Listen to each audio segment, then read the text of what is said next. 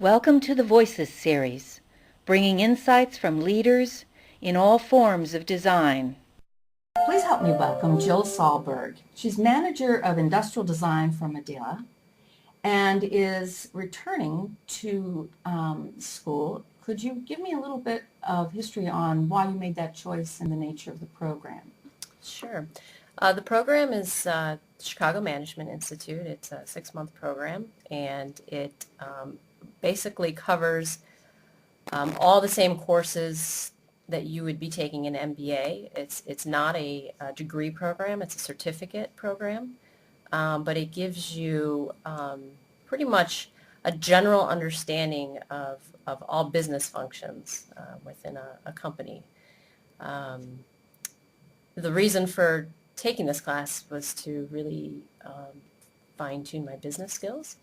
I think as you continue in your career and you move much further up, working with on a management level and above, you really find that you're much more needing to make business decisions for the company as opposed to design directive decisions. So, I think designers are aware now that there's so many different types of programs that you can get involved in now. I don't know of a lot of designers going back and getting MBAs in particular. I certainly think that it's a great opportunity for designers to get a lot more credibility within a company and, again, be able to be thinking more strategically, be thinking and talking more like a business person, and really understand the needs of what business managers, what they're trying to do. When you talk about business managers and business executives, what does that comprise? These are people who are brand managers, they're, brand strategists, they are product managers. I work a lot with people on the marketing side, heads of the businesses themselves, people with P&L responsibility, as well as, finance. There's a lot of discussion that goes on a day-to-day level on the finance side of things as well. One of the first presentations I ever heard at an IDSA event was by a man named Peter Gorb, who made the case that the finance officer in a company is arguably your best advocate for design. Have you found access to that kind of finance manager? Pretty much, day to day, as you're working on a new product, in new product development, and that's what I would consider myself working in, is new product development. You are responsible, along with your team members, to look at the cost of doing business, basically. So the cost to develop this new product, the cost to launch it, and what it costs not to launch it, which is actually kind of interesting. We do a lot of looking at, if we take another 5 days to work on a particular feature, what's the cost of not launching it on time? So we have access to, people all the time throughout your team who are putting together things like NPVs and COGS, cost of goods, and different pieces like that, as well as then, the heads of finance, your VPs of, COOs, and they will give you, financials monthly as well as end of year. So you're really functioning at a very much more integrated level than you might have or what you've heard of the profession 10 years ago, well beyond the product development team per se. Absolutely. And, obviously it's going to be very dependent on the company, but where I work at right now, Medela, the marketing function, the finance function, the engineering function, and the industrial design function, we all work as one team, and not one person is only 100% responsible for those pieces. So I'm in every discussion when we're putting together the NPVs. I'm part of building that, as well as, the engineers and the marketing people are involved in many of, going out and doing research with us. And we all sit down together and put the pieces together of that product.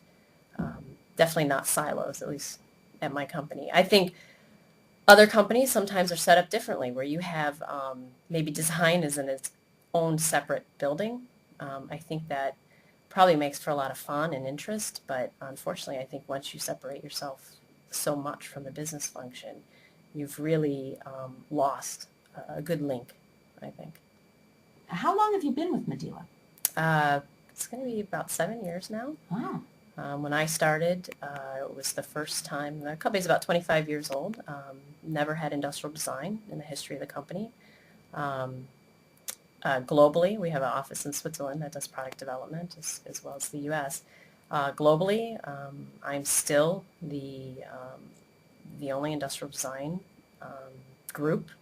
I'm building a team right now, but we really have gone from design being looked at as the decoration station at the end of the line to I help develop business cases, business opportunities, as well as product roadmaps. So I work with the front-end business, new business development, as well as obviously we still do, all the way down to the end, the visual brand language kind of stuff. But where I am, it's design is looked at as a business problem-solving discipline, and we really are very integrated into the strategy for that company for the future. Do you feel that women will be moving into management more? Well, I sure hope so. That's certainly been an interesting, I'm at an interesting juncture in my career where I have sort of gotten into this, middle to upper management position. And as I look out into the future of where I want to go and what I want to do, I've had very few women design mentors in my life, and very few mentors, frankly, at all. And I found that when I tried to find them, VPs of design or women, there just weren't that many or any, and it got me starting to think about, they're out there, but we're fragmented, and that really got me started on trying to, a lot of business schools have alumni groups, women in business, women in management, and it got me thinking, why don't we have that, for the design community, and sort of reached out to IDSA to really help do that, and so I've been working on this promoting women in design and doing something about it. Excellent, excellent. Thank you so very much for taking the time, Jill. Very much. You're welcome.